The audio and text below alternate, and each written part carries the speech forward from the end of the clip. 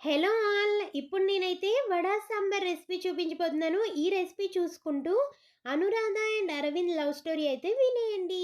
అనురాధ తలవాల్చుకొని కూర్చుంది అని చెప్పాను కదా! నెక్స్ట్ పార్ట్ 4లో ఏం జరిగిందో చెప్తాను అన్నాను కదా! ఈ పార్ట్ 4లో ఏం జరిగిందో తెలుసుకుందాం. ఒక్కసారిగా అరవింద్‌ని చూసి అనురాధ పట్టని ఆనందం మరియు కోపం, బాధ అన్నీ ఒక్కసారిగా తను లెగిచి పరిగెత్తుకుంటూ వెళ్ళి అరవింద్‌ని గట్టిగా హగ్ చేసుకొని ఏడుస్తూ గుండెల మీద కొడుతూ ఏడుస్తూ "ఏమైపోయావురా? ఎక్కడికి వెళ్ళిపోయావురా నన్ను వదిలేసి? ఎంత భయపడ్డానో తెలుసా?" అంటూ కన్నీళ్లు కారుస్తుంది. అది చూసిన అరవింద్ ఆనందం ఎందుకంటే ఇలా ఎప్పుడూ అనురాధ తన కోపం, ఏడుపు, ఇంత ప్రేమ తన మీద ఉందని తెలియదు. అనురాధ అడుగుతుంది, "ఏమైపోయావు? ఎందుకు ట్రైన్ మిస్ అయింది?" అని అడిగితే అప్పుడు అరవింద్ వెనుక నుండి అనురాధ అడిగిన కొలనులో అందమైన ఆ తామర పువ్వును తీసి అనురాధకి ఇస్తాడు. ఇలా అంటాడు, "నువ్వు అడిగితే కొండ మీద కోతినైనా తెస్తాను" అంటాడు.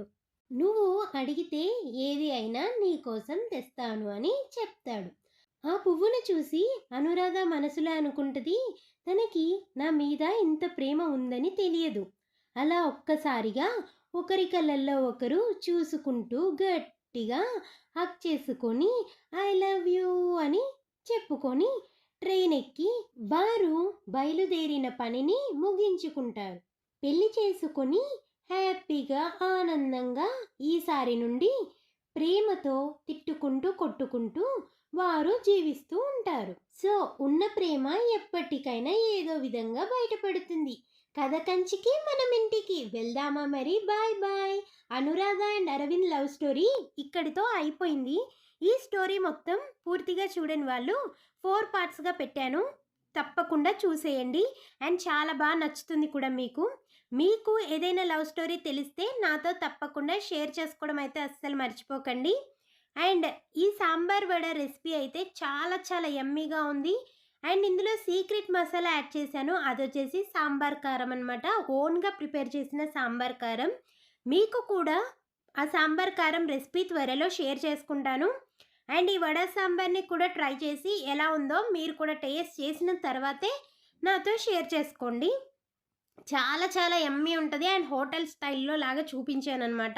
నేనైతే ఇప్పుడు సాంబార్ చూపించాను కదా, అండ్ వడ రెసిపీ అయితే అందరికీ తెలుసు కాబట్టి డీటెయిల్డ్గా అయితే చూపించలేదు. వడ రెసిపీ కూడా మీకు కావాలి అంటే తప్పకుండా మీతో షేర్ చేసుకుంటాను.